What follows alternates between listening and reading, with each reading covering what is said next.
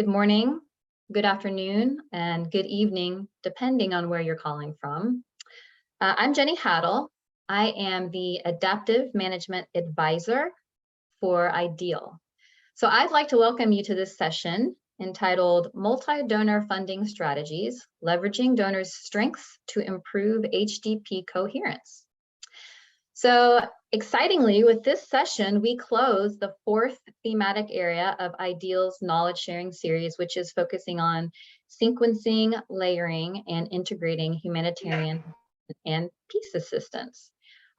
We also are actually going to be closing out the formal thematic sessions with this session as well. So this is an exciting session. I think it's going to be a really interesting one and a fantastic dialogue among very interesting people.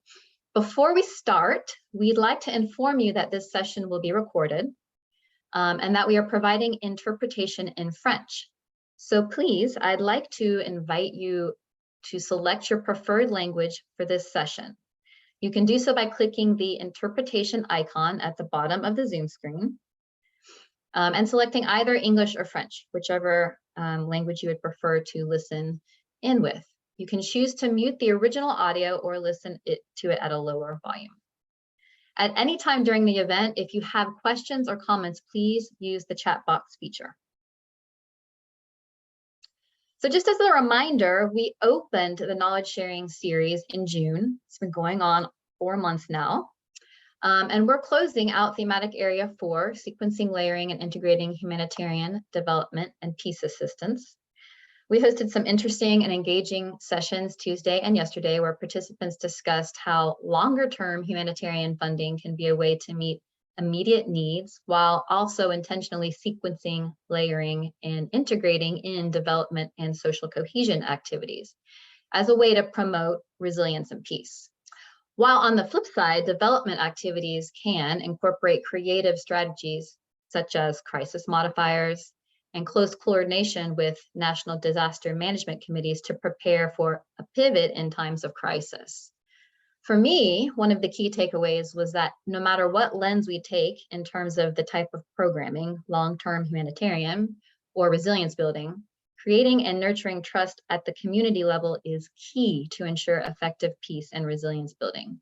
And this takes time. So perhaps thinking outside of the box in terms of funding strategies to construct longer-term HDP coherent programs that are able to meet the needs of affected communities globally is a starting point. So today we're going to explore just that. We're going to have a session in which implementing partners share how they leverage and layer funding from different donors to create a more HDP coherent package of programs for affected communities. Before introducing and turning the session over to our fabulous moderator, we'd like to get a feel for who we have in the room by finding out what type of organization you are representing. You should see a Zoom poll pop up box appear. So please let us know in this, what is your role? What type of organization are you representing? I'll give you guys a minute or two to answer this question, and then we'll get a feel for the type of audience we have in the room for this dynamic discussion.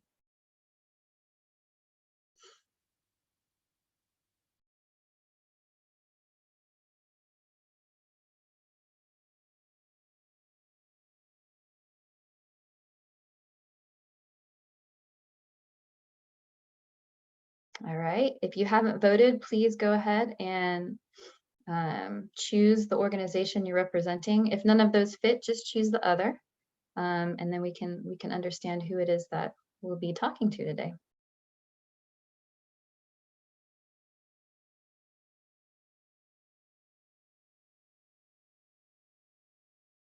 All right, we're going to close the poll in 10 seconds. You got 10 seconds to get your answer in.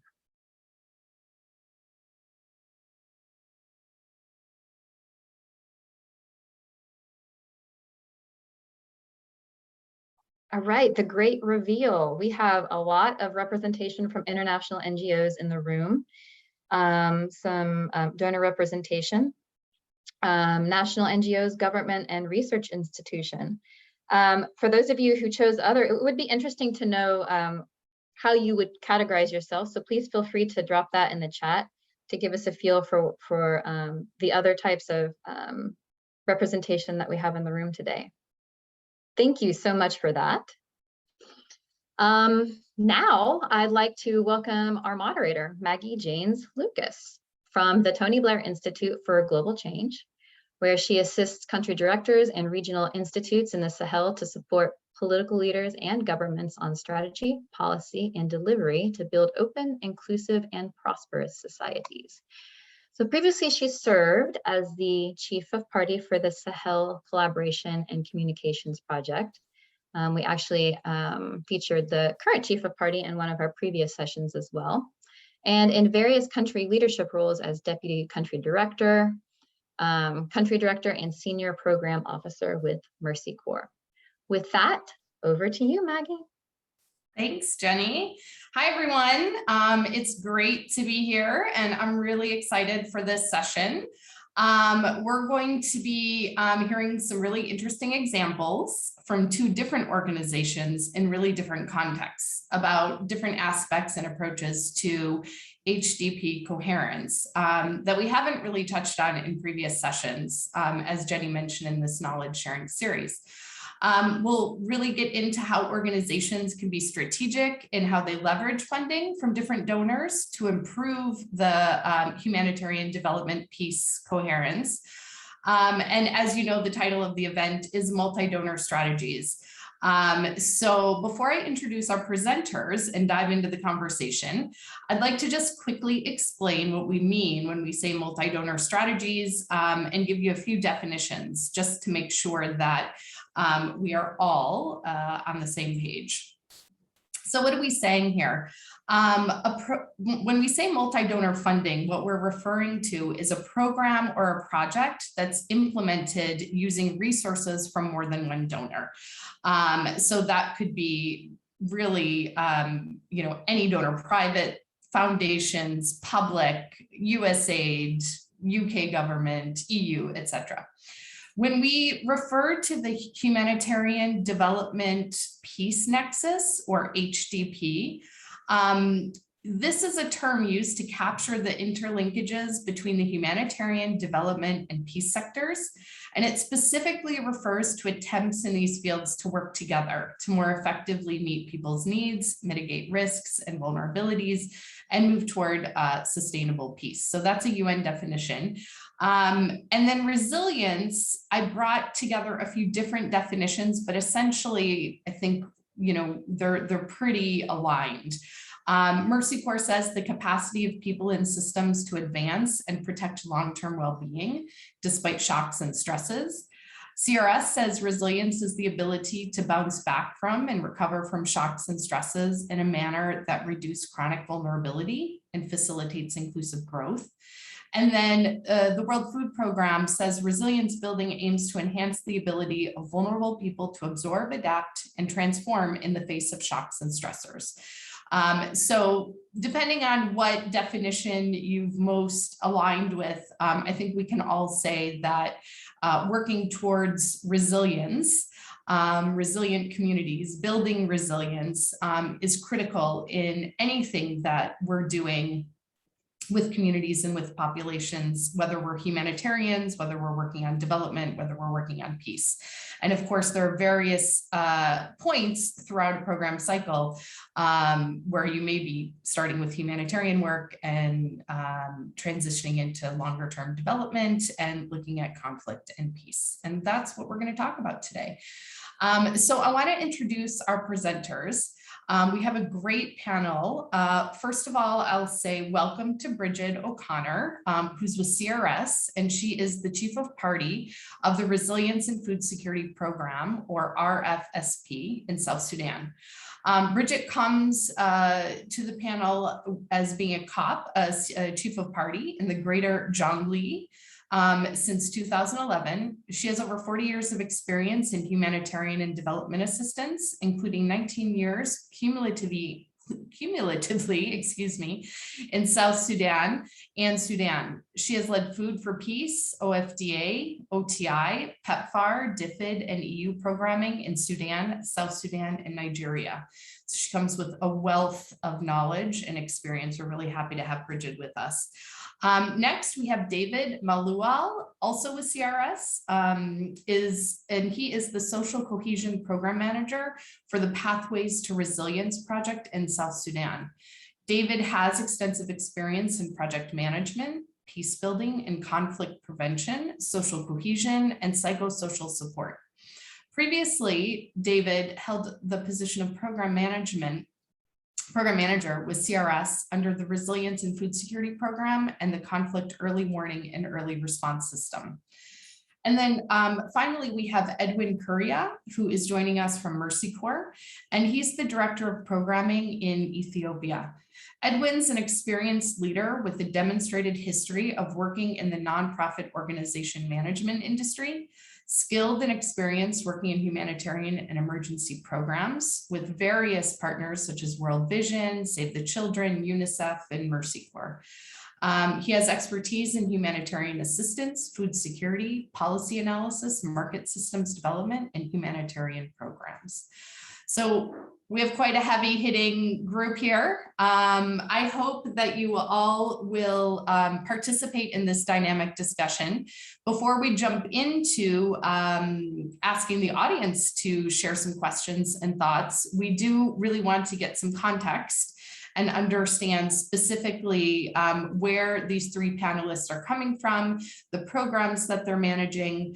And so I'd like to turn it over to each of them to talk about these programs and the types of shocks and stresses that they're facing, the donors they're working with, the types of programming, and how they've really been able to meet the needs of people, communities, and the populations that they serve through putting together various kinds of donor funding.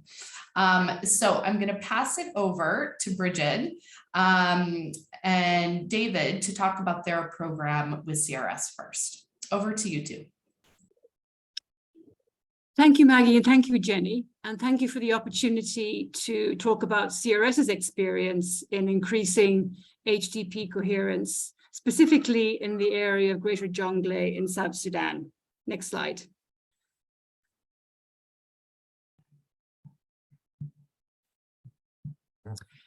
So first of all, a bit of context on where we've been working. You can see on the map where South Sudan is. It's landlocked in the Horn of Africa. And within South Sudan, Jonglei is also a very remote and difficult area to access. The purple lines on the map show the supply chains for getting anything, any supplies into Jonglei, either through the port of Djibouti to Ethiopia and South Sudan by road and by river barge, or from the port of Mombasa up through Uganda, Kenya, and South Sudan, which makes it very challenging to deliver supplies for programs for either emergency or non-emergency programming. The context we are working in is one of endemic war and conflict, really since the 1950s, extreme seasonality in Jonglei, climatic shocks, no infrastructure, which is a legacy of the war, and a governance vacuum. And latterly, the last couple of years, increasing emergency humanitarian need. The most recent estimate is about that 75% of the population is in need of emergency humanitarian assistance. The programs that CRS has in Greater Jonglei was principally the Resilience and Food Security Program funded under USAID BHA, and a precursor program which predated it between 2011 and 2017, also funded by USAID. And then layered over that, a European Union funded program, building a culture of social cohesion and peace, starting in 2020, which has enabled us to improve the HDP coherence of the services we provide by direct delivery to beneficiaries in Greater Jonglei. The sectors that we work in are resilience, livelihoods, water and sanitation, youth engagement, trauma awareness and social cohesion, nutrition, conflict early warning, and access to traditional justice.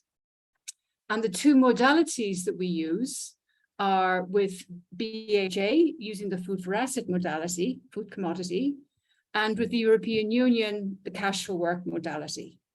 Both programs are completely integrated at the management and the field operational level in Greater Jonglei.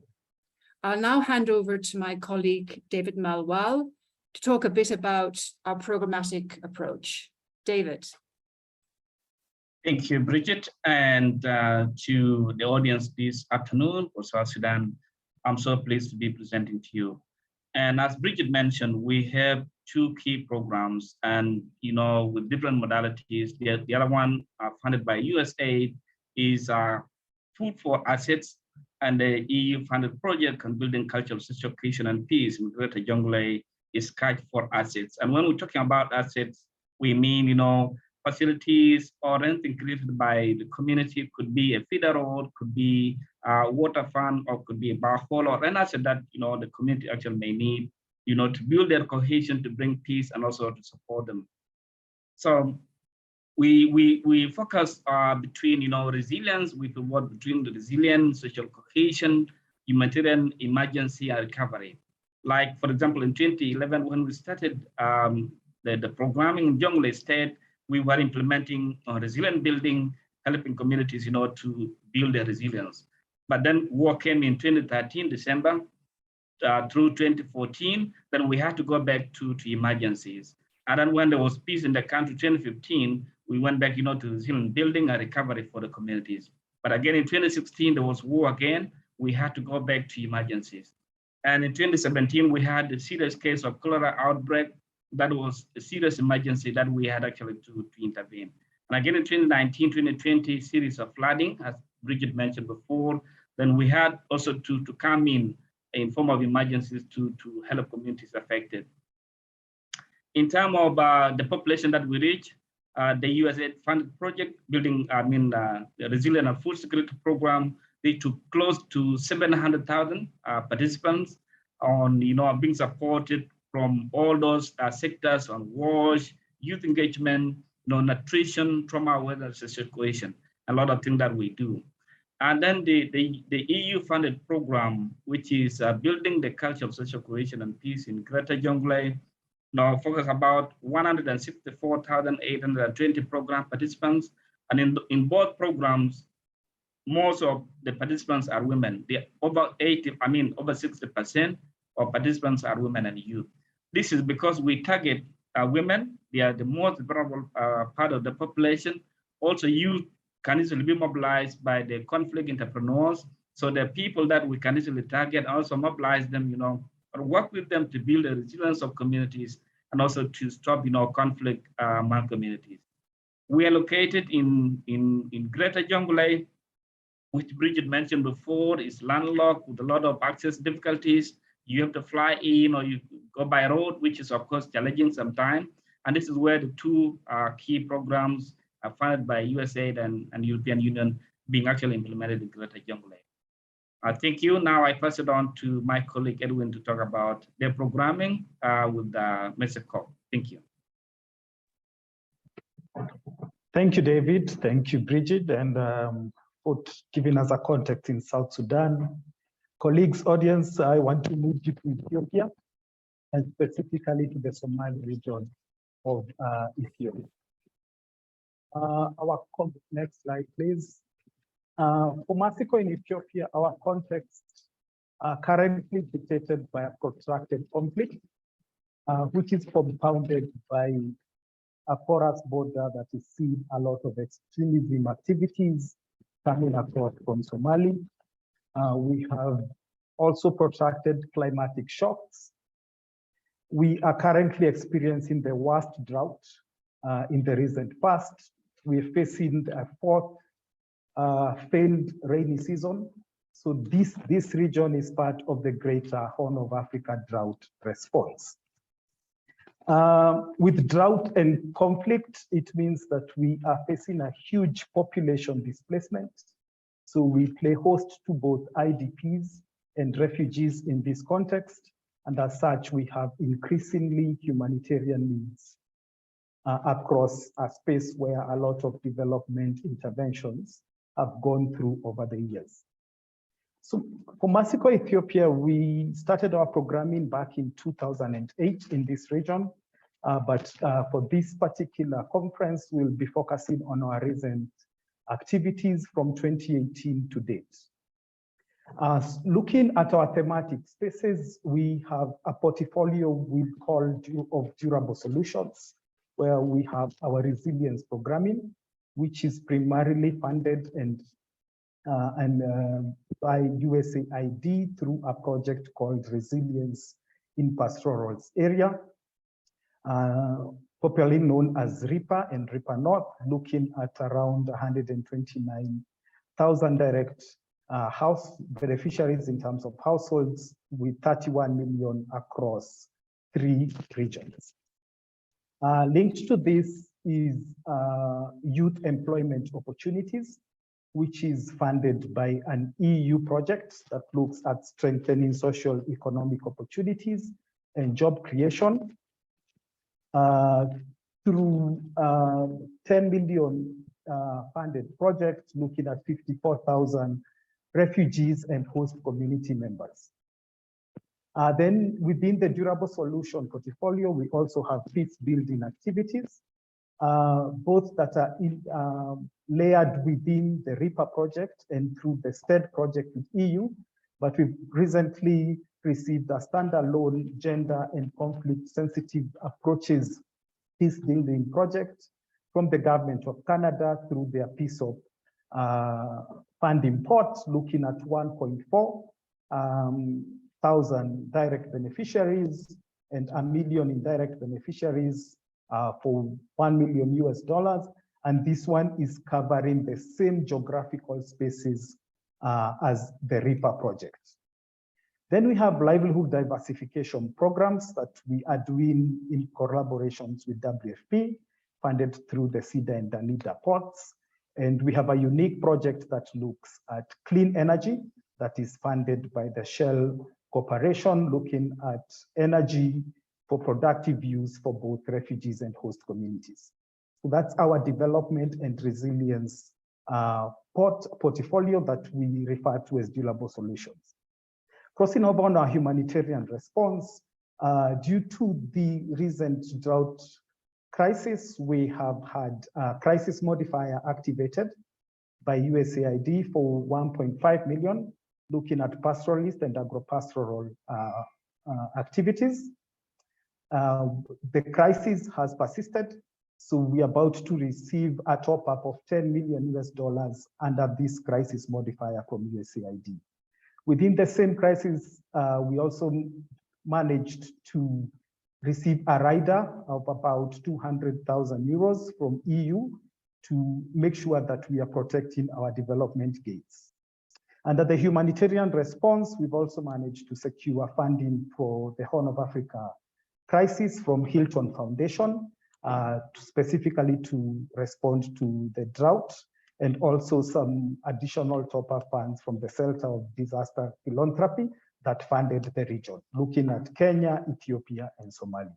So on the humanitarian response, we do multi-purpose cash assistance, we do veterinary drugs within animal health, we do feed and fodder for the animals, with its, especially the fact that it's a pastoral communities, and we have an integrated wash, health, and nutrition intervention. So we've managed to have layered this funding across the region with 6 donors, cutting across different sectors, different interventions.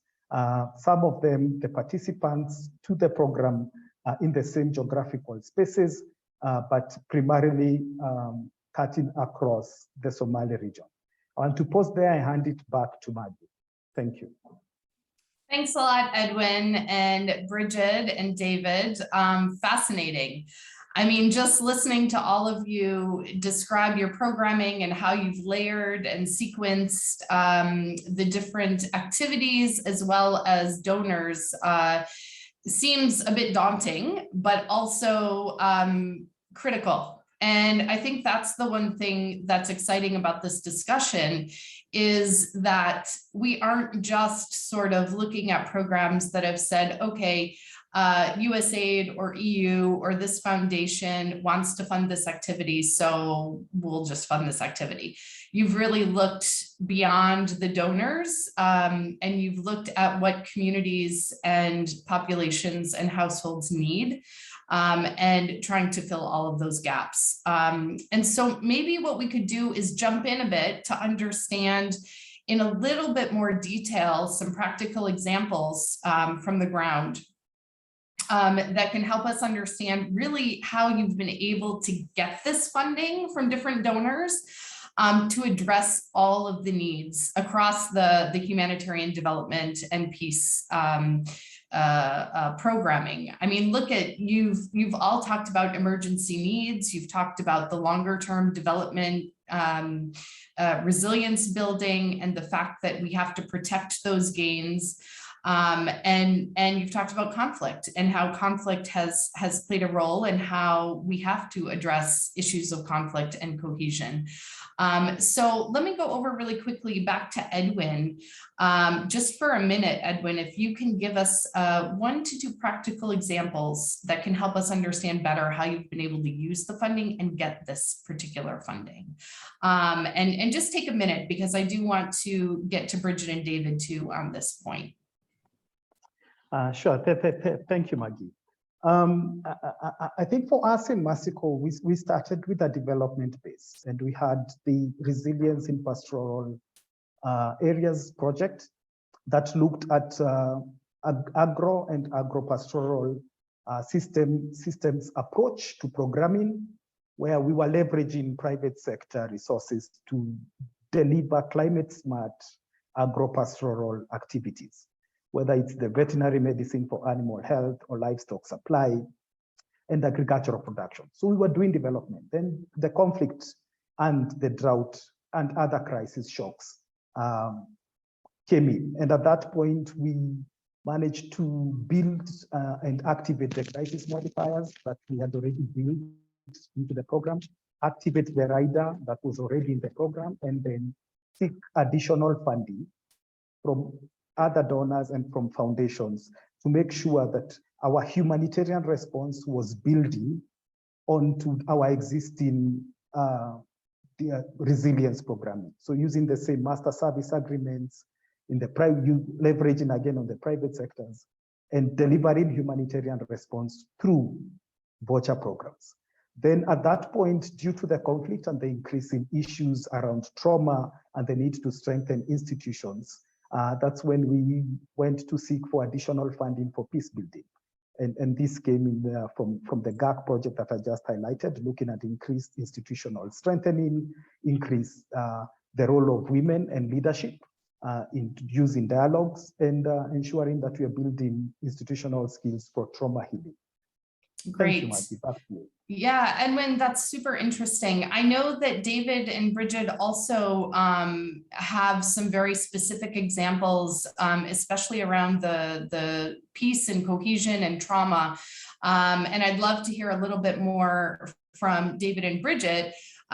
Just similarly, how were you able to do this with CRS and with the various different donors that you have? How did this sort of end up starting and continuing so strongly?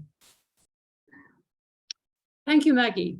The dual funding enables CRS both to scale out into more geographical sectors for some activities, specifically for resilience building and for trauma awareness, social cohesion, and for the cash-based activities and for livelihoods. Those sectors were common to both programs, so the dual funding enabled us to do more of that in more locations. But then each donor had specific areas that they also did, which were unique. So for example, USAID funded water services access, and we were able to provide access to water in both the areas covered by RFSP and in the locations covered by the European Union program, which did not provide funding for water activities. And then complementarily, the European Union stabilization funds enabled us to start activities in access to traditional justice, which contribute to sustainability of outcomes for both donor programs by reducing conflict and creating an enabling environment for other sector interventions. And the USAID award included a crisis modifier, which the European Union award did not have. So we were able to use that, as David mentioned earlier, to respond to humanitarian emergencies, to cholera, to war displacement, and to consecutive flooding between 2019 and 2021. Both programs use the same approach for livelihoods and resilience building, and also both programs integrated trauma awareness and social cohesion into all the sector activities, recognizing that given the high levels of intergenerational trauma and conflict, we're not going to get anywhere in trying to do resilience or recovery or development activities with populations who are deeply traumatized. And that was a key pillar of all the interventions for both programs. David may want to add something on that. Over. Just to add on the youth engagement component funded by the BHA, the USAID, which is not funded by the European Union.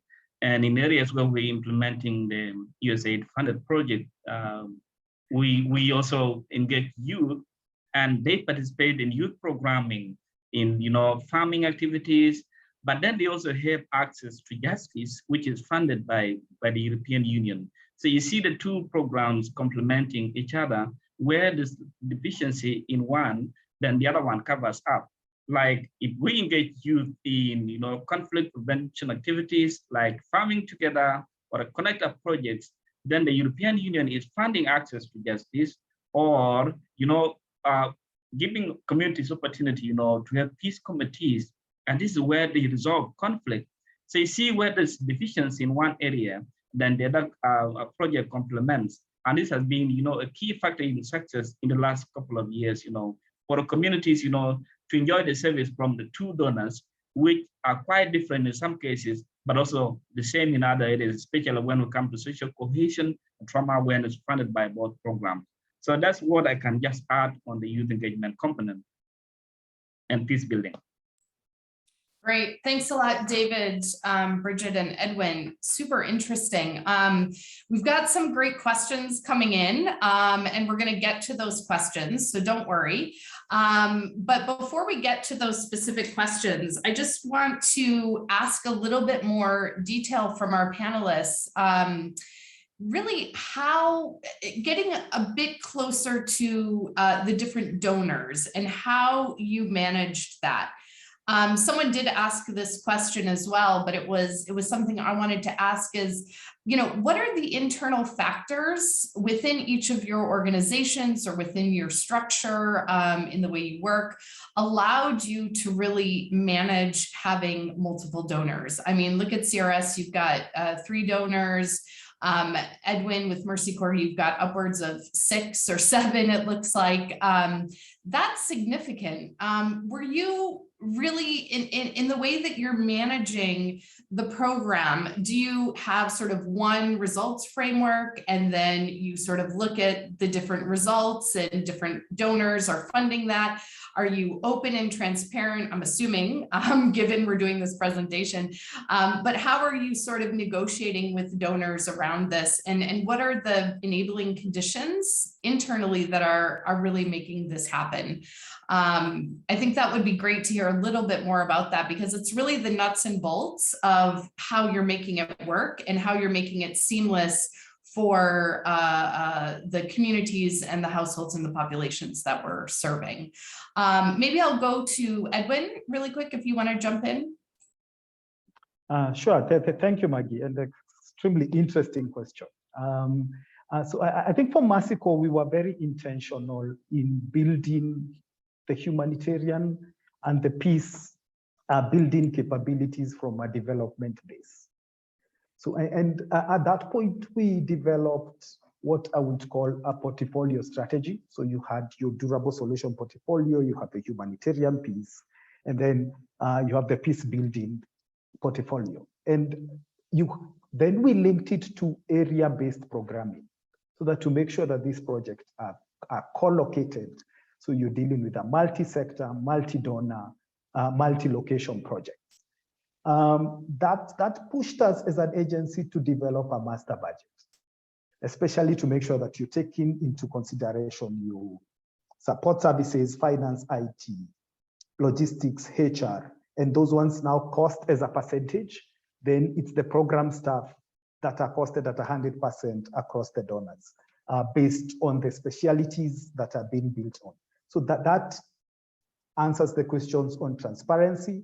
So most of our proposals become cheaper because you have the shared accommodation, shared management costs, shared accommodation in terms of facilities, the office space, and the likes. The other piece that was key was the internal coordination across departments and functions, because that really played a very huge key role to make sure that the different teams are pulling towards the same direction. Helps in efficiency, in coordination, and leveraging on other different skills. The organizational wide resources. So in terms of surge capacity, leveraging on the capacities beyond Ethiopia and beyond the Somali region to make sure that we are able to kickstart the projects, do the kickoff, and do the startup phase that really drags along the way.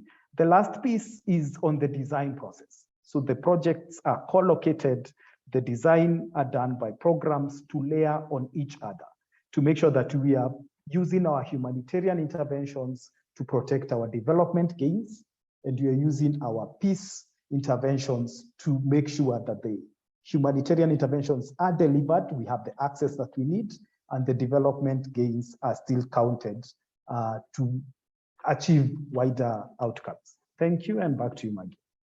Thanks a lot, Edwin. Super interesting in that you really highlighted how you were layering. And I think that that's critical because that's something I know within the US government, within USAID, that is a really critical learning piece that USAID is really ensuring that partners can layer and sequence and integrate programming so that we don't lose those development gains. So I appreciate that. Over to Bridget and David, have you had a similar model, or, going back to that question about results framework, a common, it sounds like there's a couple of lessons that I'm pulling out here around portfolio strategy, master budgets, communication, design. What have you guys done within CRS to make this work? Our strategy has been an area-based strategy. So the management and the leadership at both the design and implementation level for all the programs is located in Jonglei. And that means we can be very responsive, we can take decisions very quickly, and we have local teams at the field level who oversee and deliver both programs. And on the transparency of costing, CRS has a well-established system of sharing costs across programs, indirect costs, which is transparent and accepted by all our donors, which means there's a fair share for each of the donors of the indirect costs, and then 100% share for direct costs for particular program implementation for level of effort. The European Union program was designed based around what the BHA program was already funding. So what we were looking at is what are the needs of the communities that the BHA program does not have a mandate to support, and what are the specific things that the European Union can fund which would improve HDP coherence in this area.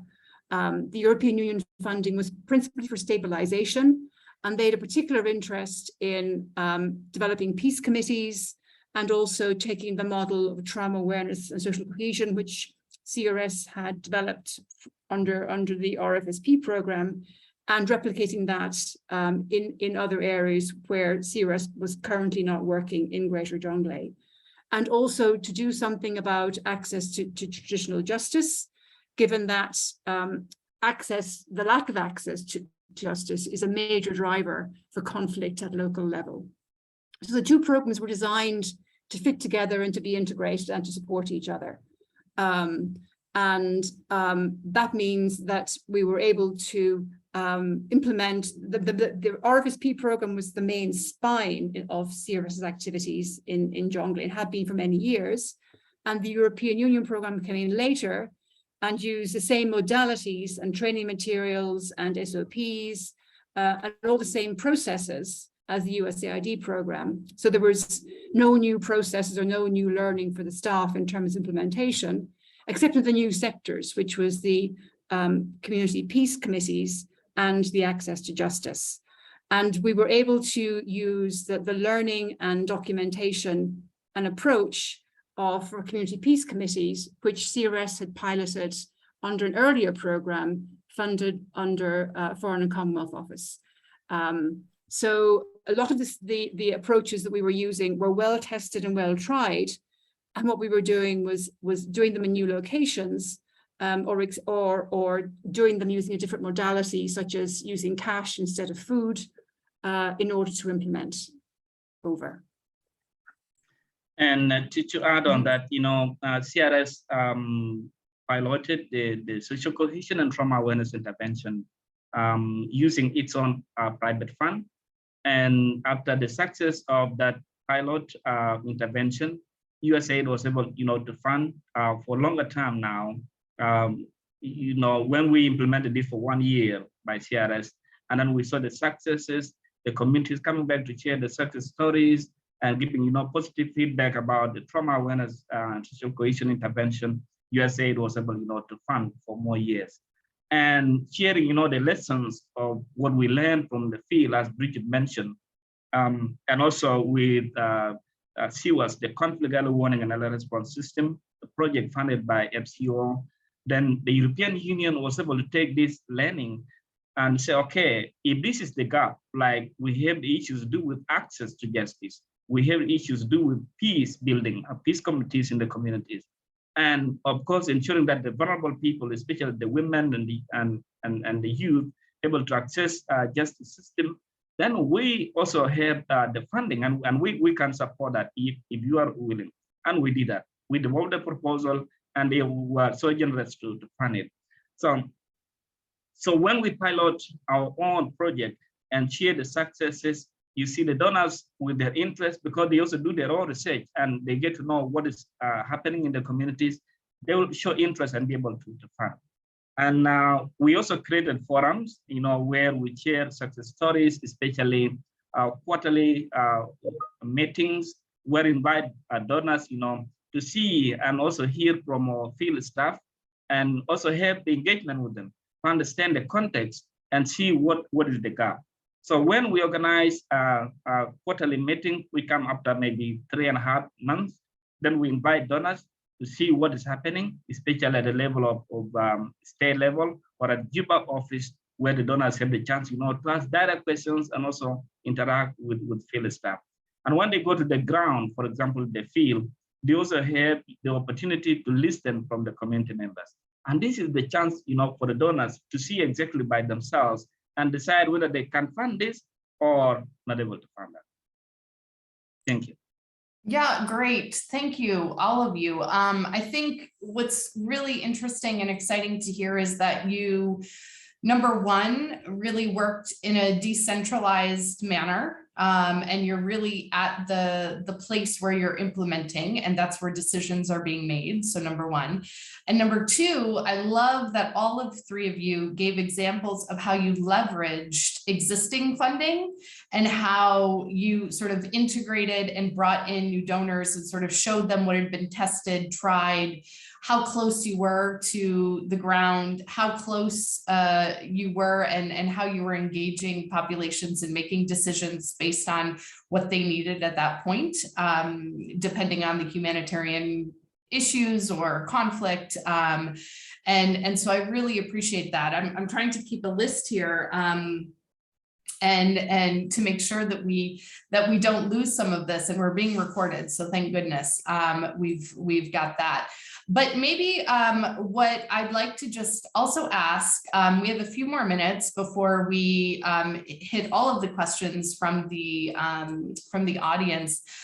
Maybe both of you, or all three of you, could just highlight briefly some of the key one or two key challenges in the model that you've had, and then one or two of the key benefits. I mean, I think the benefits are really easy to see, and I think we can imagine the challenges, but if you can speak to that a little bit and how you've addressed the challenges, I think particularly that would be helpful for folks so they could take away, I'm sure a lot of people on the call are experiencing similar work, or maybe want to engage multiple donors and are a bit concerned about the challenges that could raise.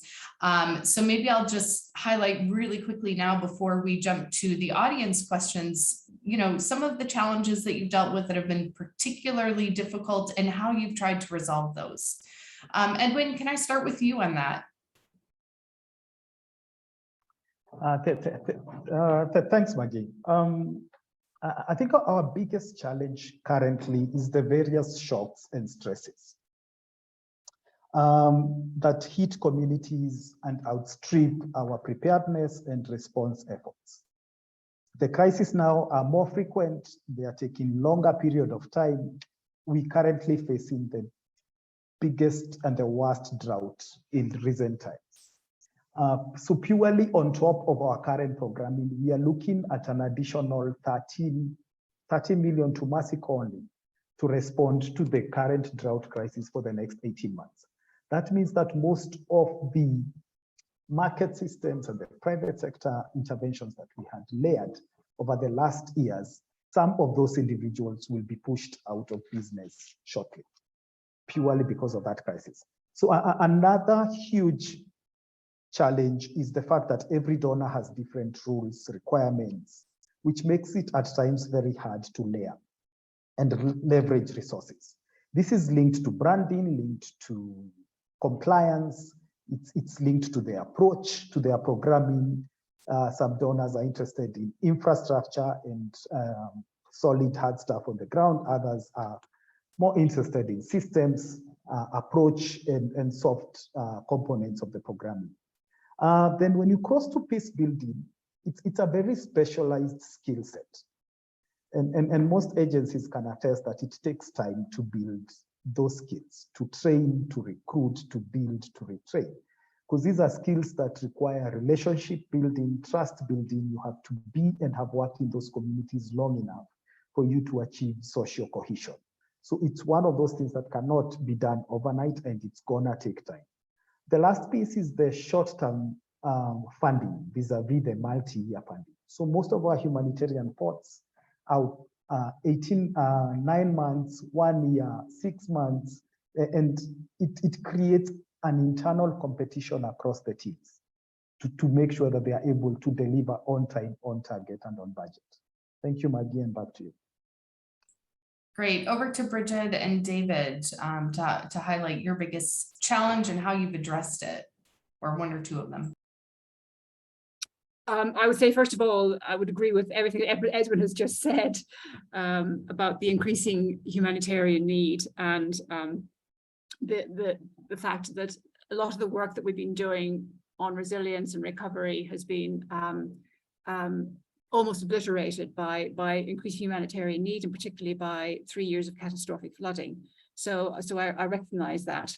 And for us, for you, our principal donor is USAID globally for CRS. And the European Union is very different, uses a very different approach in terms of its program design, meal, financial for budgeting and reporting. And most international organizations that work with USAID funding, it's a big culture change to understand and then be able to comply with the European Union requirements. And so one of the recommendations from us would be that it's essential that you have one person, one senior member of staff on your team who has solid experience and familiarity with European Union rules and regulations and financial procedures and budgetary reporting and all of that. Don't try to wing it, is I think our advice. And the different branding and marketing standards can also be challenging. So it's important to, at the outset, to agree a strategy for co-branding on any activity that is jointly funded, such as training or publications or workshops or any of that. And both donors provide facilities for co-branding. It's just a matter of finding out what those are and getting it right. And then there are specific things like the European Union requires monthly reporting to ensure that sanctioned individuals don't benefit from program activities. And while USG also applies sanctions, it doesn't require monthly reporting. So those are just little things that have to be got right. And if they're not got right, they can become a problem. The approach that we have used is an area-based approach. CRS did not have an intentional multi-donor strategy. What we had was an area-based strategy to try and bring different resources to Jonglei, where we already had very significant investments, very experienced team, boots on the ground, bases. And what we were trying to do is to bring additional funding to cover the gaps, either to cover the gaps geographically or to cover the gaps in sectors. As David has mentioned, CRS is able to use some of its discretionary funding, its private funding, to test and pilot activities, then write that up and share that, the knowledge, the learning of that with donors. And that has helped us, I think, in developing additional funding from other donors. The European Union were very clear when they first talked to us. They said, we want to see a seamless implementation at field level. We don't want to see stovepipes of the European Union and other donors at field level. And it should not be apparent to beneficiaries which donor is funding what. We just want to make sure that we're providing assistance which optimizes funding from all donors.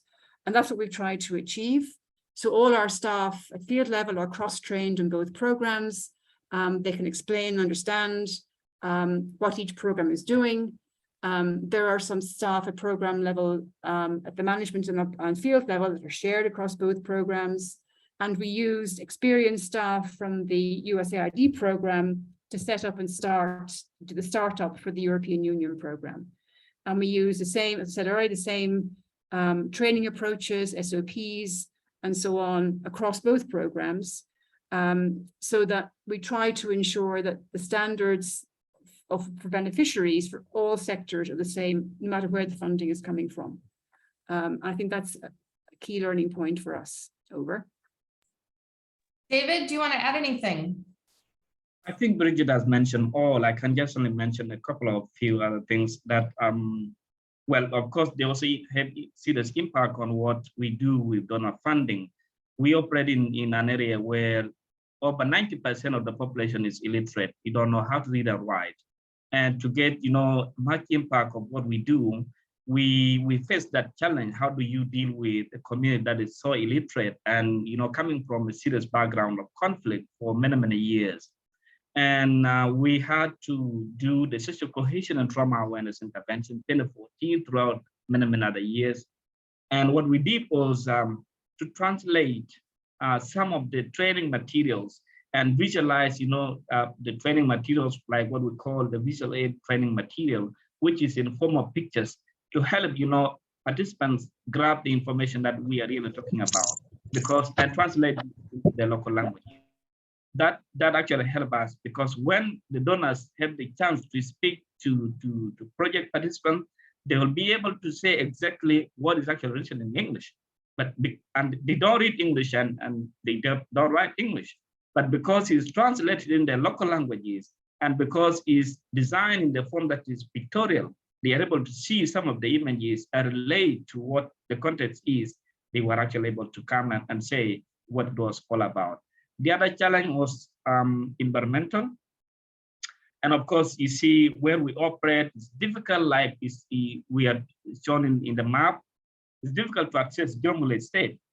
And what we had to do was to establish, different, locations and put in field offices so that we station the staff to be able, to deliver and reach out to the communities instead of having one base and send staff, occasionally. We had to ensure that we establish field offices, in different locations so that we don't have issues of, transportation during rainy season or where access is completely difficult.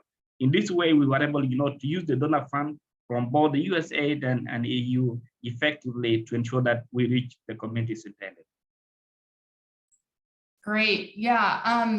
I think just to pull out a few things that all three of you said is, having this decentralized approach and then ensuring that training materials, management, training itself, and then location of staff really cuts across all of the sectors and hence all of the different donors. And I think that's a really, really important point. I mean, I go back to my point about having a single results framework or something. Whether or not you have that, I think, just the fact that you've all highlighted having an area-based strategy or a decentralized strategy is what really makes this work. If I'm understanding correctly, I mean, we're dealing with places that are significantly impacted by shocks and stressors that are not just cyclical, but continuous. And so the fact that you guys have been able to leverage various different funding streams to address each of those, I think is already getting way advanced and where we should be. I do have some additional questions, especially on the donor side and on the government side. But I think what I'd like to do now is transition from this specific section of the presentation with all of you. We're going to continue this, but before we do, I want to have a little bit more engagement from the audience, although I will say, amazing audience, well done with the questions. I mean, we are golden. We've got questions for days here. And I think that we'll have a lot of questions that may have to be answered after the fact as well. But before we jump into some other questions, I think we want to ask the audience just to get a sense, not from what's in the chat, but we have a little poll that we want to do and just sort of put together and put up in front of everyone so everyone can see what folks are thinking. What we're doing is we're using something called AHA slides. Which if folks have heard of Mentimeter or like the Zoom poll, it's similar to that. And I'm hoping a little bit easier. As you can see in the chat, you've got a link called AHA slides. Click on that. Or if you want to use your mobile phone, you can scan the QR code, which is on the screen.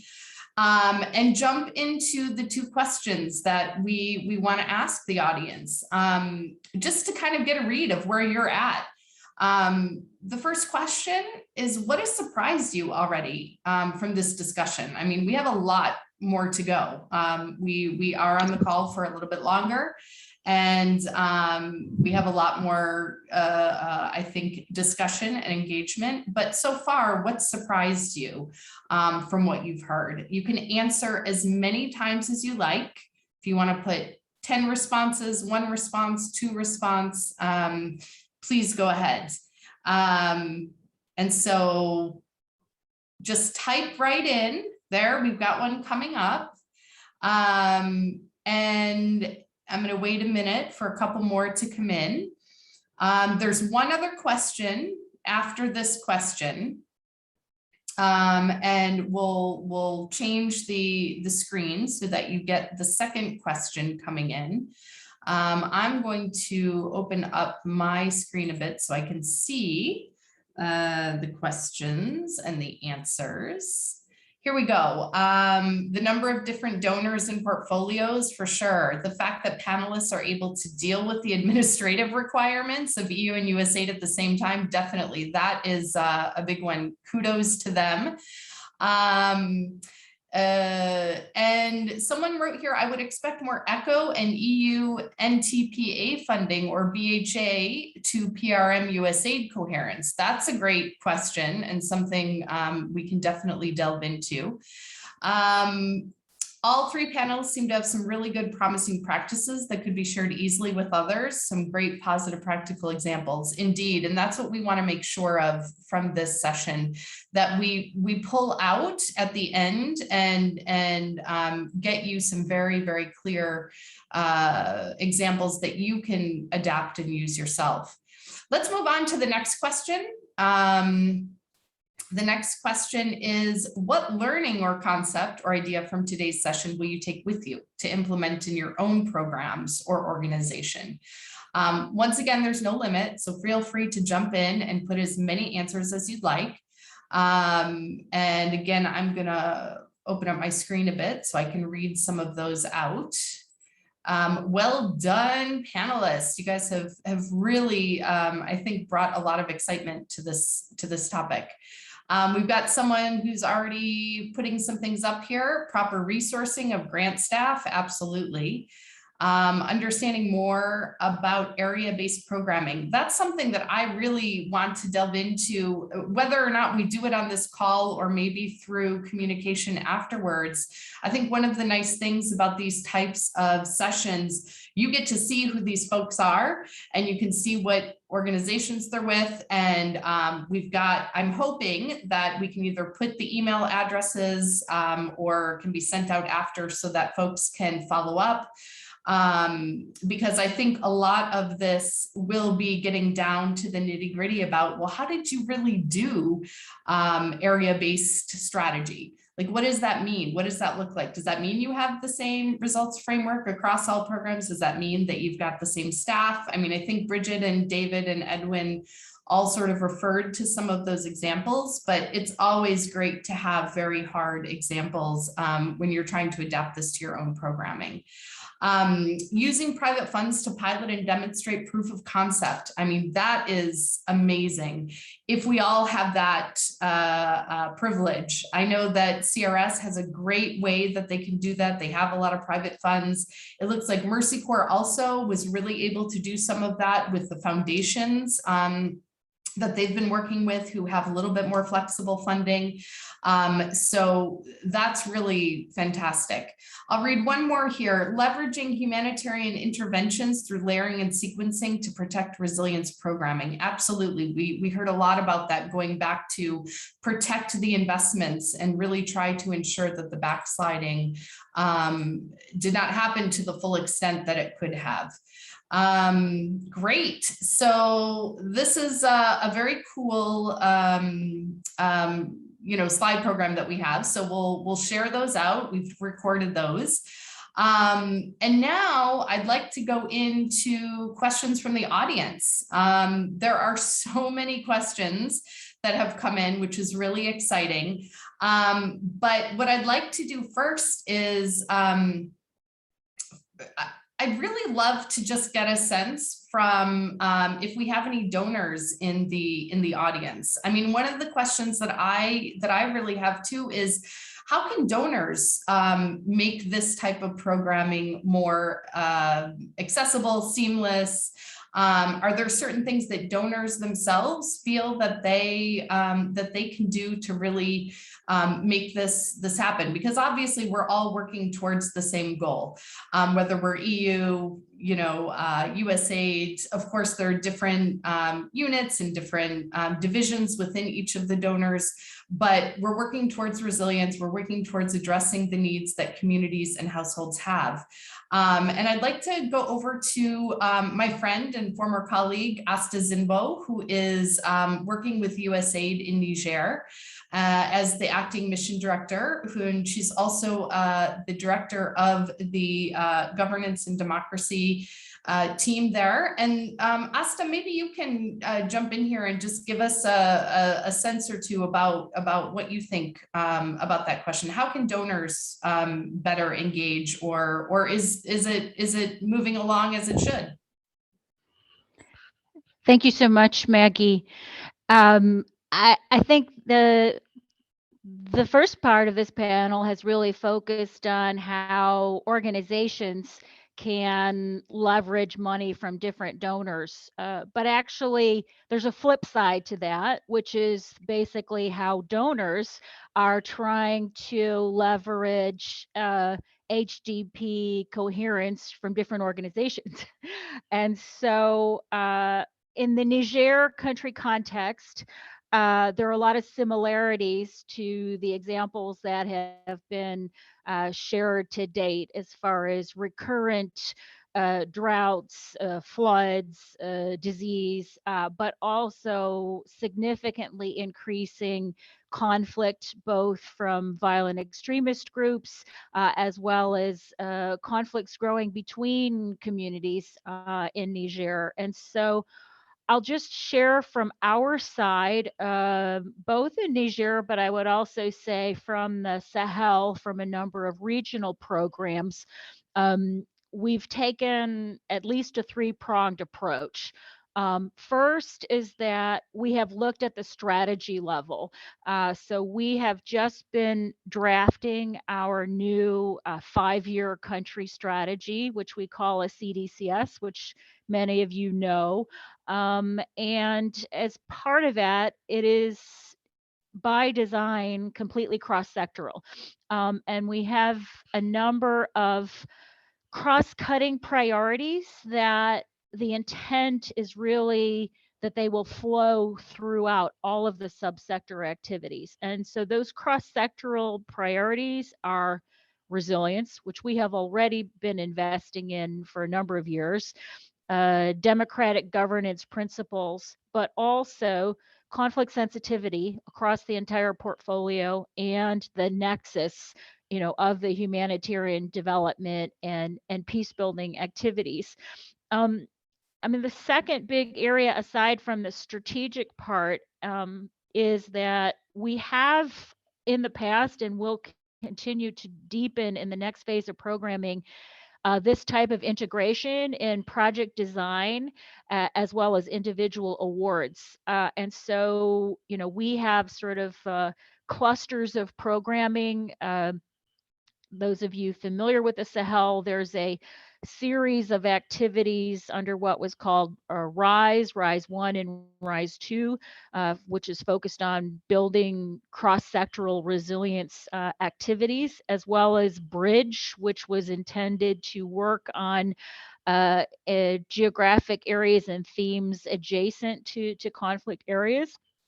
And we have throughout, as many of you have cited in many awards, crisis modifiers that are designed to allow the organization to respond to conditions on the ground, as well as a lot of language about adaptive management, collaborating, learning, and adapting, layering and sequencing and integrating, and additional sort of ways of encouraging that to happen. So I would say, the third element is really through the actual implementation of activities, both as far as how we are trying to manage the activities and collaborate with implementing partners. But there's a fair amount of effort which has started already, but we're planning to continue and deepen.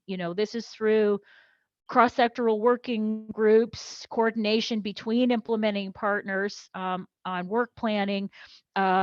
Very much also, agree with some of the comments about the area-based approach in activities in a particular geographic area.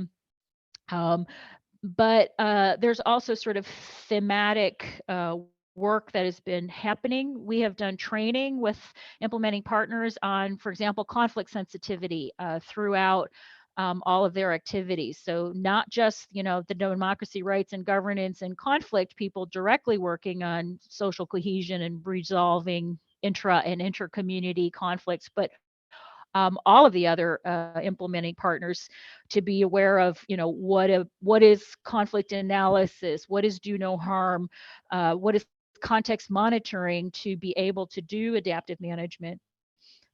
Just to give a couple recent examples of this, as well as some of sort of newer things that are coming online.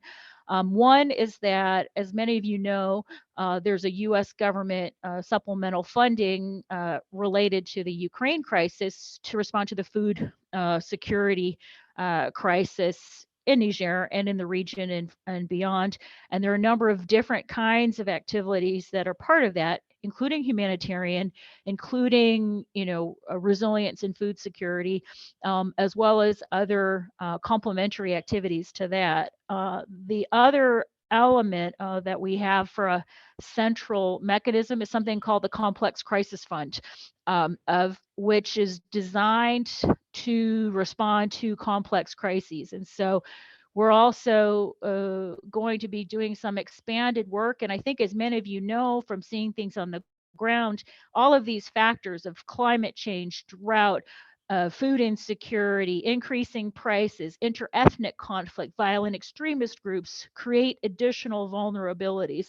And so compounded really can put countries at risk of significant or increased instability, and that an integrated approach is needed. And so, our proposed activities are multi-pronged, looking at strengthening governance, government institutions, community structures, transparency on how food security response activities are carried out, reducing grievances of the population, because as these senses of whether it's lack of justice or unfairness or exclusion can increase the vulnerability to be recruited by violent extremist groups or to create additional instability.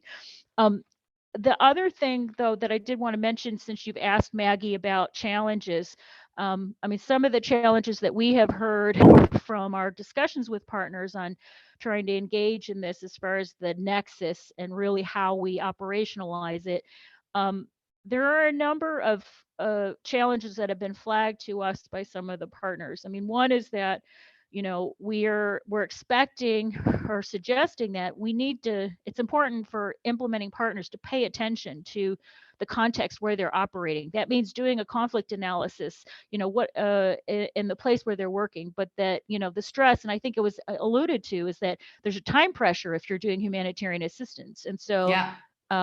they may say, well, we don't have time to do that analysis.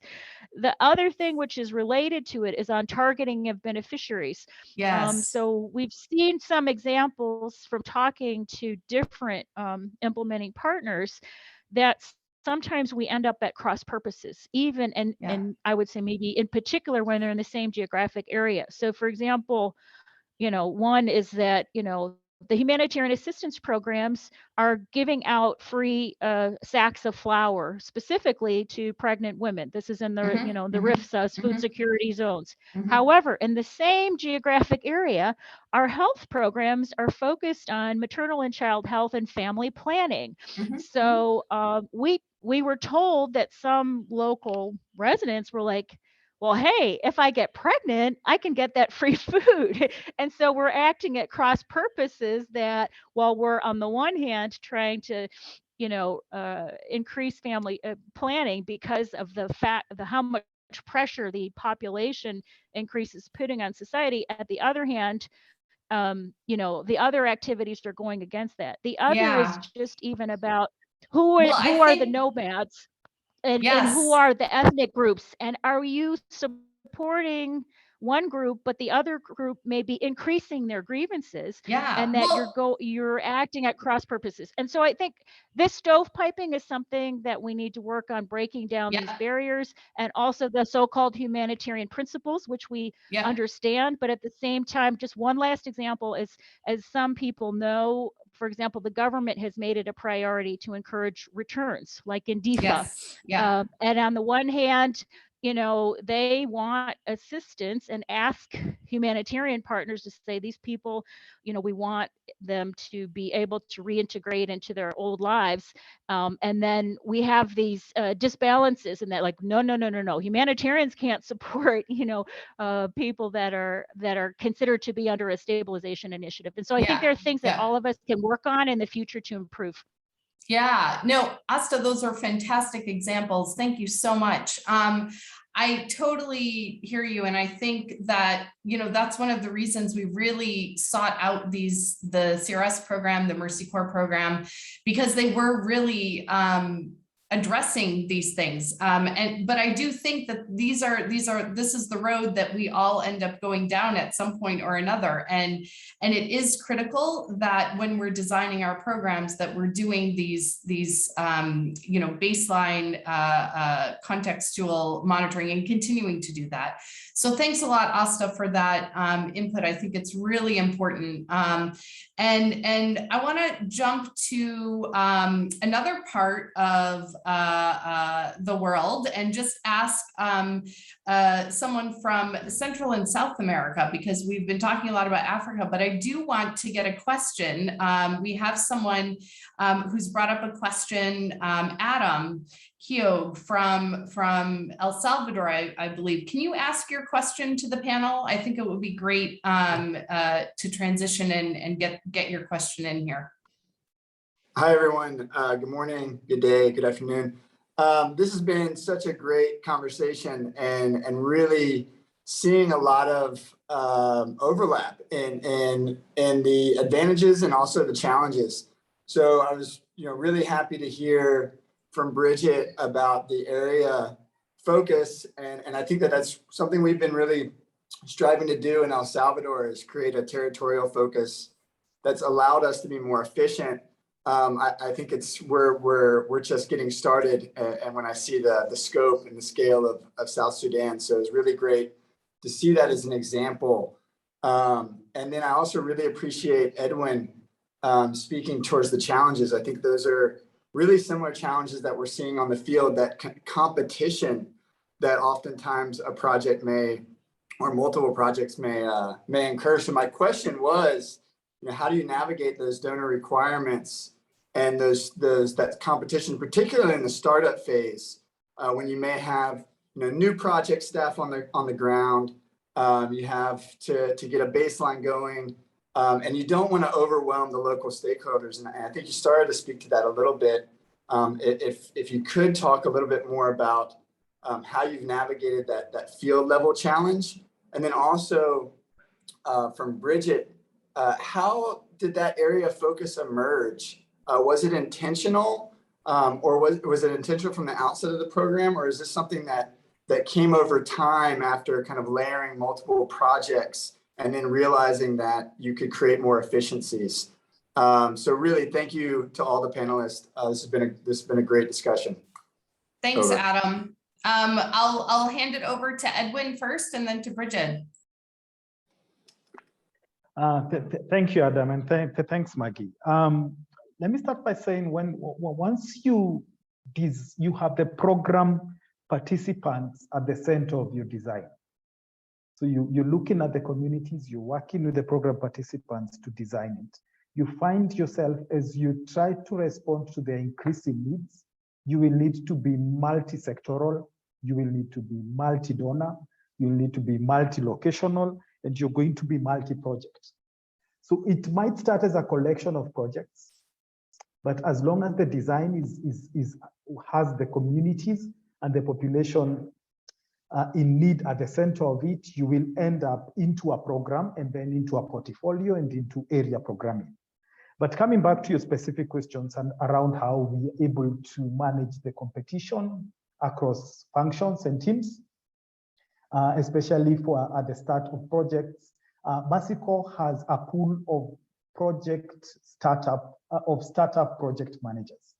So these are seasoned individuals that are able to knock off most of the headaches around baselines, around the kickoff processes, getting the core project management documents out, which will be a detailed implementation plan, a phased budget, and a procurement plan. They will also be able to help you do the quick, rapid onset recruitment that needs to be done. Of course, it doesn't work as clockwork as it should, but the fact that there is a dedicated pool of team members that can rotate and are able to do a program startup and navigate through all the paperwork that is needed, the grant agreement, the signing. And for Ethiopia, it's a bit complicated because you have to engage and get regional government's endorsement for every project with specific templates. So it's a lot of startup paper-heavy processes.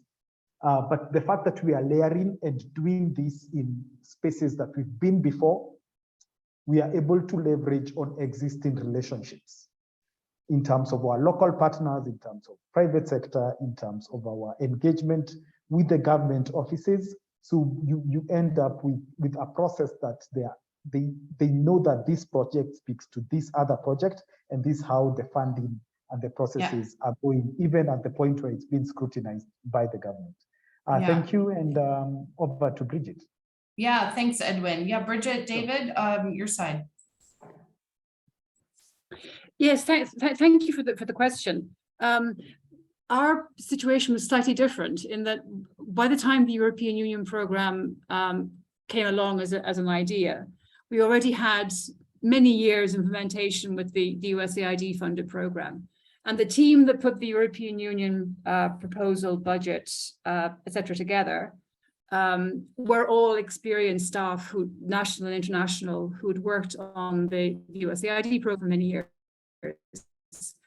And so what we're looking at is what Edward is, what are the needs of the beneficiaries that we're not yet meeting, and how can we contrive and create this award under European Union, which would complement what we're doing with the USAID funding, and enable us to reach out either to locations that we're not reaching at the moment, or to sectors that USAID cannot fund. And as far as the startup is concerned, we did it by seconding some of the experienced staff from the USAID program to do all the startup activities for the European Union. We had to hire some people with specialist knowledge for European Union budgeting and regulations, as I mentioned earlier.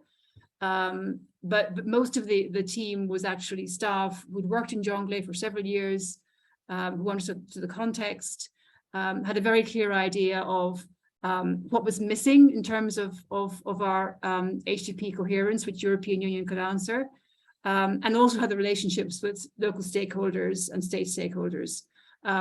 So integrating a new program, there were no issues on the government stakeholder side. What we had to do was to make sure that we were doing explanations at the field level with communities and very local based stakeholders. This is a new intervention. It's funded by the European Union. It's going to work in this way. It's not going to bring in food commodity. It's going to use cash. And there's this new approach of supporting traditional courts for access to justice, and also for community stakeholders.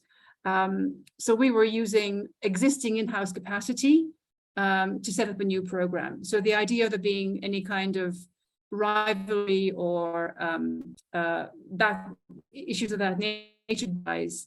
I mean, there was no particular intention when CRS started up in Jonglei, it was a long time ago, to prioritize that as an area. But over time, and particularly once the Civil War started, when Jonglei essentially was split in two and became the front line of the Civil War, it became very clear that Jonglei was a priority, not just for South Sudan and for the future of the nation, but also a priority for CRS. And CRS put a lot of its own private funding into Jonglei, and also looked for other funding through other agencies, including through WFP and other agencies, to try and stabilize the situation in Jonglei, which was definitely a much more volatile and charged location than other parts of South Sudan from 2014 onwards. That was the basis of it. Over. Great, thanks, Bridget. David, do you want to add something? I think CRS in South Sudan, we very specialized, especially working on what we do very well. And that was key to success because we focus on our area, on what we do very well. And when we developed the proposal for European Union funding, we made it very clear that this is where we have advantage, this is where we have expertise, and we will leverage what we already know from implementing programs in Jonglei State. And we have this capacity of the staff who can do this, and that. I think it was very clear from reading what we have written and what we wanted actually to do.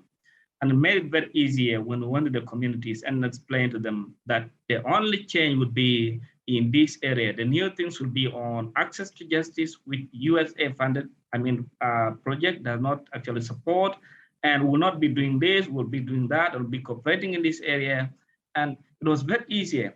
So I could just only see the adaptive management because we were so adaptive to the environment and try to see what we can change and what we can do actually much better.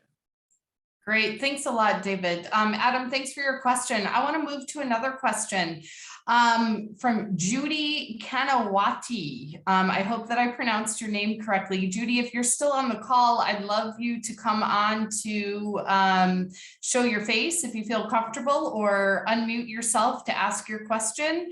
I'll just note it here. Have you seen spillover, that is participants sharing learnings with other communities where there is not a formal intervention, for example, in trauma counseling? Judy, are you still on the line? Can you jump in and make sure I got that right? Yep, here I am.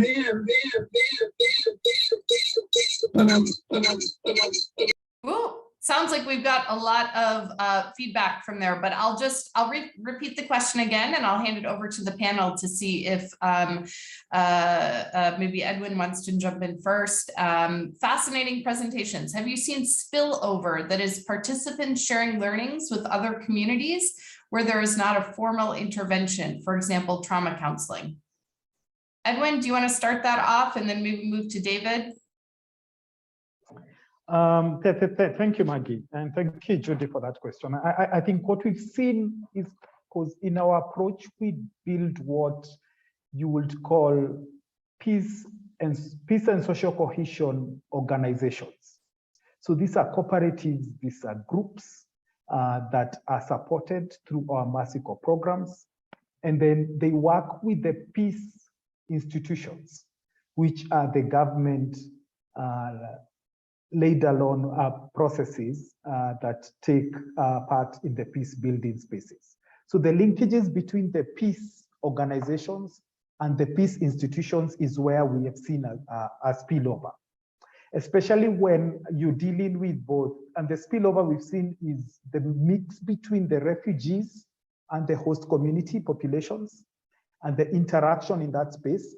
And we're starting to see a mixed group forming peace organizations. So you find a cooperative that has refugees and host communities coming together to benefit from agricultural intervention. So they form a group and a cooperative that incorporates both groups. We've also seen the same when it comes to the local level village saving programs. So when you're building up the VSLAs, that's where you see the spillover of our peace and social cohesion activities and dialogue spaces where the groups, again, warring functions before come together to be able to form a village savings group, and they are able to save with a purpose. So that they are, and the premise there is these groups or individuals are able to save together and have a productive way to benefit in terms of their approach that helps. So we call it trade for peace as an approach, and that's what we are using to get that spillover. Thank you, and back to you, Maggie. David, do you have a similar example or something you want to highlight from your experience in Jonglei? I think just focusing on our trauma awareness intervention and social cohesion, when we started with our own staff, and staff gave the feedback that, okay, if we do this for leadership, I think it will help a lot. And we did a training for local leaders, and the local leaders were saying, now you have trained us, but would it also be possible, to train the leaders from community that actually file with us? I say, it's okay, if we are operating in these areas, that's fine. And then we train them differently. And they were saying, okay, why don't you now bring both of us together and have a joint training and see how we can move as one community? And we brought these leaders together and then say, okay, I think our community has suffered for long. We need now to change something. And that's something that they wanted to be changed was to bring youth, cattle camp youth together, because we work with communities which are cattle keeping communities. It's okay, why don't we sit and plan on how to share resources, especially during the dry season? And so they plan and organize and say, okay, this is going to be the migration route. When we go to the River Nile during dry season, I think we have to use these routes. And when we come back from the cattle camp during rainy season, we don't want to interfere with, with farming communities. We don't want to interfere with their crops. So why don't we use these routes here? I think that was a spillover from the work that we did, and it brought the communities, to a level that they could actually identify conflict issues and be able to resolve them. And I want to see, the access to justice component funded by the European Union. When we implemented in some few locations, they were able to recommend. I think we need now to ensure that cases are referred from this location to that location, so that they have, leaders or, judges settling these cases together. And that worked very well. We also seen, women groups, working like what Edwin just mentioned, the local saving communities, sharing their resources and mobilizing some fund, to sit together and try to create the saving group, which was not, we had the intention, but they went on to mobilize to mobilize more, participants to join the saving group, which was actually their own intention, and worked very well. Great, thanks a lot, David. Bridget, do you want to add anything, or did David cover everything? I think David covered everything. Thank you. Great. Okay, Judy, thanks for your question. We're going to go over now to talking a little bit about something that I think will cause a lot of debate and discussion: monitoring and evaluation. Florence and Patience both have some great questions on M&E. Florence, I want to start with you. You've asked, can you kindly share how you were able to track the outcomes with the various interventions? You also asked another question, which was related a bit to what Patience is asking about, how you're monitoring participant reach. But let's jump. Florence, if you're still on the call, can you put your camera on or come off of mute and ask your question to make sure I got it right?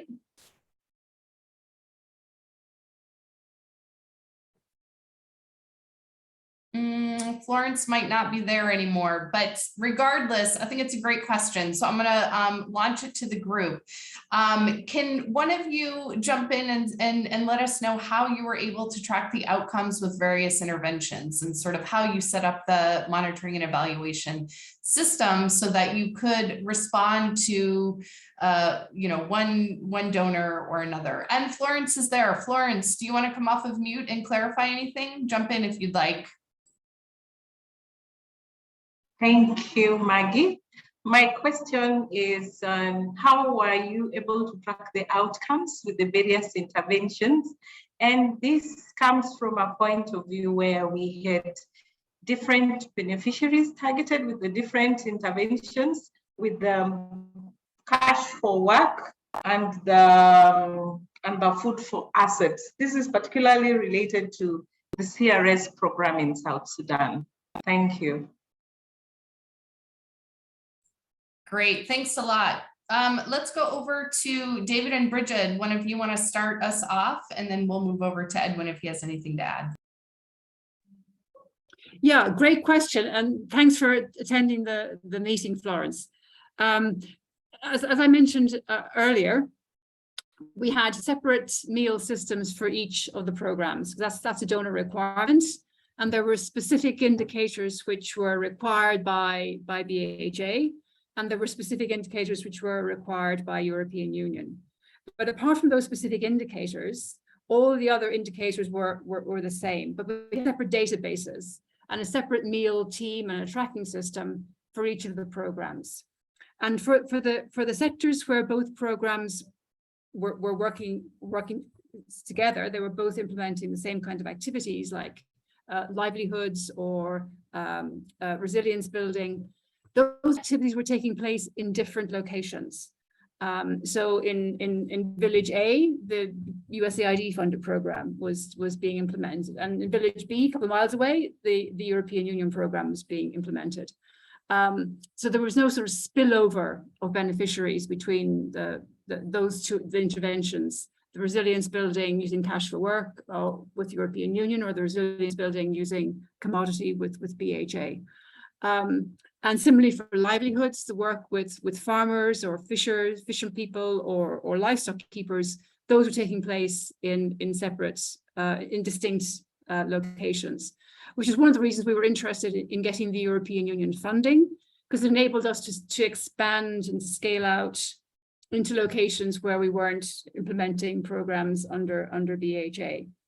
And then for sectors which were specific to each donor, like for example, the water services, those are being carried out in villages which were also supported under European Union. And we didn't make a distinction on that. And for access to justice, the traditional court support system and the community early warning system, those were also taking place in some areas which were covered under BHA.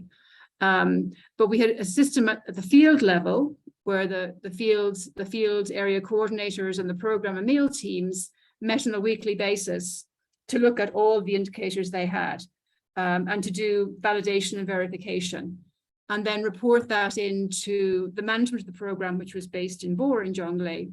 At the management level, there was one team comprised of staff working on the BHA program and staff working on the European program who checked and validated and reviewed all the meal data on a weekly and a monthly basis before it was input into the database. So if there were peculiarities or what looked like overlap or outliers, then we could identify those at an early stage and go back and check and find out what had actually happened before the problem escalated. That was how it was done. Over. Thanks a lot, Bridget. Edwin, do you want to add anything from your experience? Just to add that when we perfected the master budget approach, we are not there at when it comes to indicator tracking tables, where because as much as it's a portfolio approach and a program, we still have to fulfill the specific project requirements. These projects start at different start and end dates, different target groups, different indicators. So we have specific meal staff per project. So we do report them out as projects and contribute to an ultimate outcome. So when it comes to tracking the participants' beneficiaries, it's per project, but there is the ultimate goal that we have to build resilience across the space. Thank you, and back to you, Maggie. Thanks a lot for that. I think this is an ongoing debate and probably one that you each struggle in various ways to address. I want to bring it back for a minute to where we are implementing and who ultimately is engaging with us, the government. How have the three of you really been able to engage effectively with our government counterparts in each of the places? How have you made sure that this sort of multi-sector programming, multi-donor funded programming has addressed the needs of the population, of course, but also the needs and the priorities of the government? Because we do have to remember, as we are, being hosted in various countries and doing the work that we're doing in HDP Coherence, we really ultimately are also to be held accountable and responsible to each of the governments in which we are working with. And so I'd love to hear a little bit from each of you just about how you've been able to make sure that the work you're doing is engaging government counterparts, working towards the priorities of our government counterparts and of the governments in which we're serving essentially. And I'm sure that there's, given the context, some real sensitivities. So I'd love to hear from each of you. David, could we start with you on that? Thank you. I think we set a system where we coordinate in South Sudan, what we call a Relief and Rehabilitation Commission. It's a government humanitarian wing that actually coordinates with all the humanitarian agencies. And they have the map of what is being done by which organization in which location. And so for CRS in Jonglei, for example, there are specific locations that had a gap. And only CRS could actually intervene because of our ability, to move at ease, ability, to employ local staff and be able to operate there. So we coordinate with the humanitarian wing of the government to put share our plans with them, but we very, very independent, and we coordinate with them on matters that, but the identification of participants, this is the local communities, the local leaders identifying that these are the most vulnerable people who need support in this area and that area. So we've been able, to coordinate with our local officials, especially at the county level or the Boma level, where the programs are being implemented. Then on a quarterly basis, we give, when we have the quarterly meeting, we invite the RRC, to learn from what we're doing. And if they have any question, they'll be able to ask any question in that forum. Bridget may add more.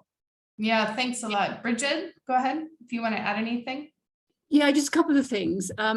We have memorandum of understanding with the technical ministries at the Jonglei level, state level, with the ministries that we principally work with, which is agriculture and livestock, fisheries, cooperatives,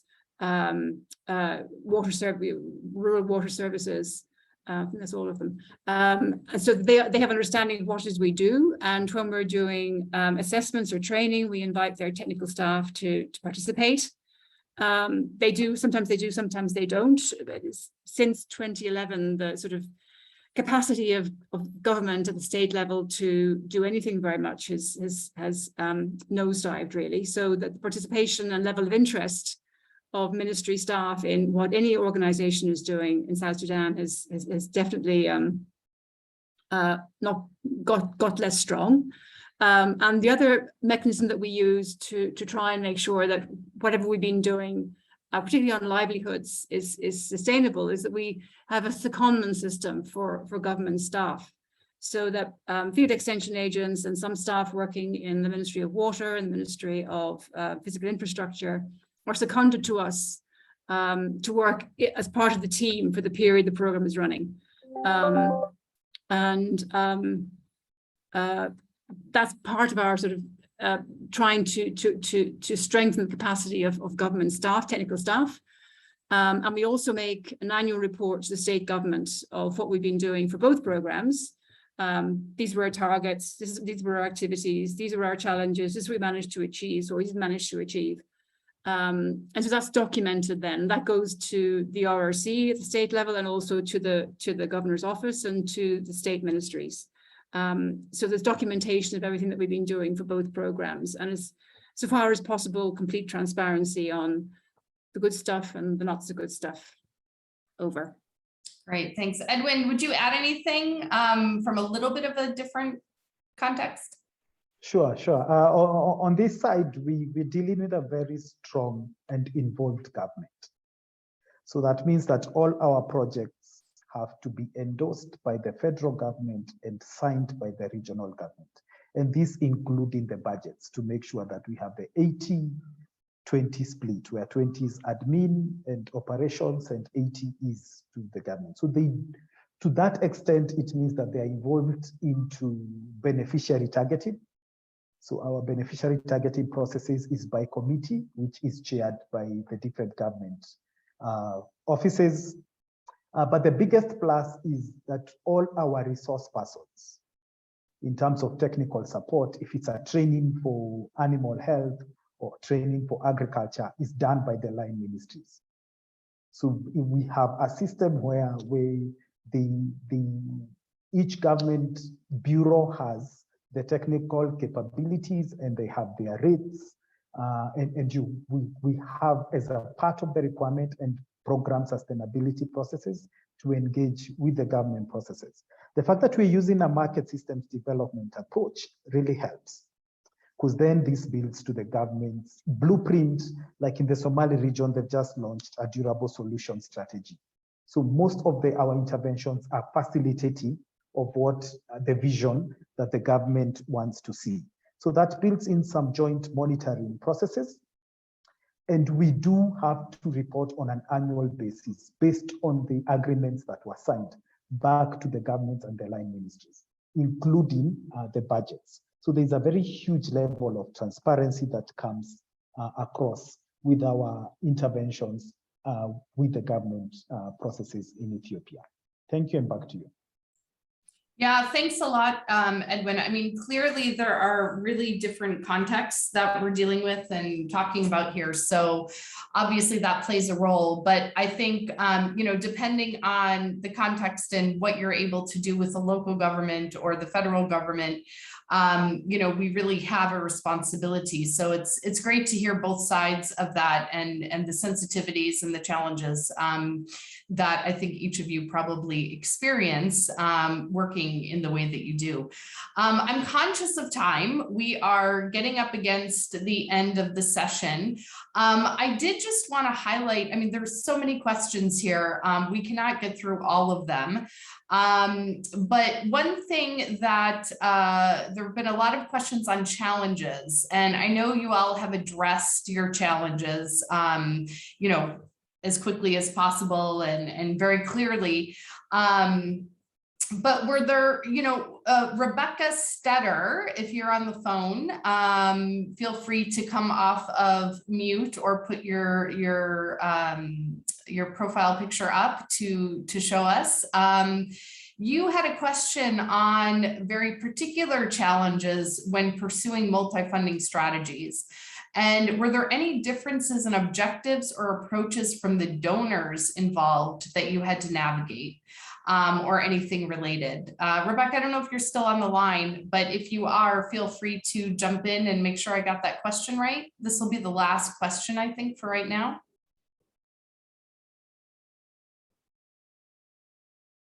Rebecca may not be with us anymore, but I think I'll hand it over maybe to David, if you feel comfortable jumping in and just sharing a bit, if there's any other very specific challenges in differences in objectives that you had to deal with between the EU and USAID specifically for your program and how you dealt with that.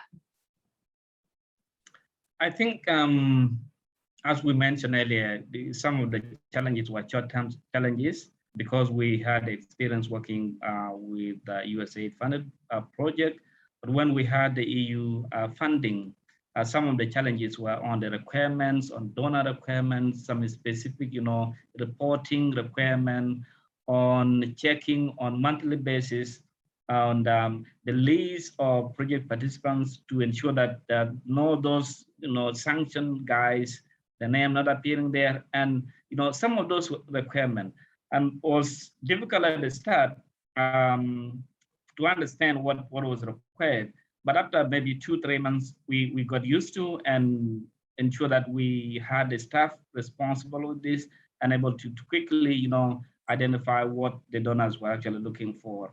And we saw that challenge, I think, at ease. So it was not a big challenge by the time that we actually went the 6th or 7th month of the implementation. Okay, great. Thanks a lot. Edwin, do you want to add anything or do you feel pretty much similar that this was covered? If there's anything additional you want to add? I think most of it is covered. At the design phase, you won't face a lot of challenges because you're designing a program to layer it on another program. I think it's the nuts and bolts of implementation, especially on specific interventions that require you to deal with some restricted goods, whether that's fertilizers or pharmaceuticals, and whether you can import those ones or not, and the donor regulations are different across. Some are lenient, some are very stringent, yet you have a functioning government that has approved the goods that are in country. So it's the quality controls that come behind the need to assure. And once you engage in conversations across the donor spaces around risk management, that's where the headache comes in. It's how to what extent can you assure that you have done your risk mapping and your risk mitigation measures to a satisfactory level across the different donor expectations. Thank you. Back to you, Maggie. Yeah, thanks.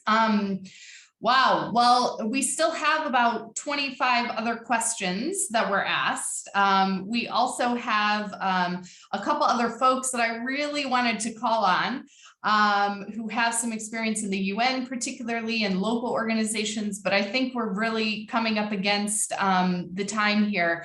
But I really hope that this is just the beginning of more discussions, because I think this type of discussion around real critical lessons, examples, hard examples that we can share and actually pick up in other places is something that we have to continue to do. And I think IDEAL, the FSN network, is a really critical place to help us make sure that we can keep doing this. I think what's also really important is to keep the conversation open between donors too. And I know that there are some exciting activities and groups that are coming up and really talking about this, and donors are talking about this with each other. And so on both sides. And then lastly, I'll say, I'd be remiss if I didn't say this. I mean, we ultimately work at the request of the governments and the populations in each country where we're working. And so I think we still have a long ways to go to make sure that we are really effectively coordinating with whether it's the Ministry of Humanitarian and Response, or with certain line ministries, and these things are critical. And I think that our panelists gave some fantastic examples of how they're doing that and how they're ensuring that they really do function within the priorities and the needs of the government, because ultimately that's what we have to look towards. I want to take this opportunity to thank our panelists, Bridget O'Connor, Edwin Curia, David Maluel. I mean, it was fantastic. I learned a lot. I hope our participants learned a lot, and I hope that we can continue this discussion. I'm not sure, Jenny, how this usually happens, if folks like to put their emails in the chat, or if we can send out something post, if there's a way that other questions can be answered, because I know there are quite a few very specific questions, both for the CRS team and for the Mercy Corps team, just about more details that we couldn't get into during this call, but I think would be really beneficial for folks to be able to follow up on. Wonderful. Thank you so much, Maggie. Yeah, there definitely will be post communication. So please keep a lookout in your mail for any post communications after this session. I'd like to thank you, Maggie, for fantastic moderation, and our panelists for really interesting case studies and examples of multi-donor funding strategies. And I thank everybody for joining us today and being interested and engaged and posing so many amazing questions that we can't answer them all in a whole session. I think it's pretty clear from the discussion today that a multi-donor strategy can be quite challenging, but rewarding and effective if it's done well. Just a few takeaways from me. I particularly appreciate Bridget's advice: do not try to wing it. Intentionality and transparency at all levels seems to be very important for success. For instance, Edwin shared in Ethiopia how Mercy Corps created a master budget and pooled resources to implement their programs from all donors. And Bridget and David shared how in Jonglei, local teams at the field level oversee and deliver both programs. The EU program was designed around what BHA was already funding and filled some gaps, particularly around peace building using community peace committees and access to justice. My other key takeaway kind of comes from the theme that these teams started with a development base. And then as other crises and shocks came in, humanitarian and peace assistance was layered through like crisis modifiers to ensure that humanitarian response complemented the development work, and the peace building assistance to protect the humanitarian and development gains. I think this really actually nicely complements one of the key takeaways that was shared from a moderator in yesterday's session, around maybe we need to reframe our thinking and consider multi-year projects. Some of the ideal first responders with their already built-in networks and trust and ability to support communication and coordination among key stakeholders. So there's just some thoughts that bubbled up for me while I was listening to this conversation. So thank you again. It was really you know, one of the most engaging sessions from my perspective. I really enjoyed it. As a closing reminder, this event was the last session for the thematic area.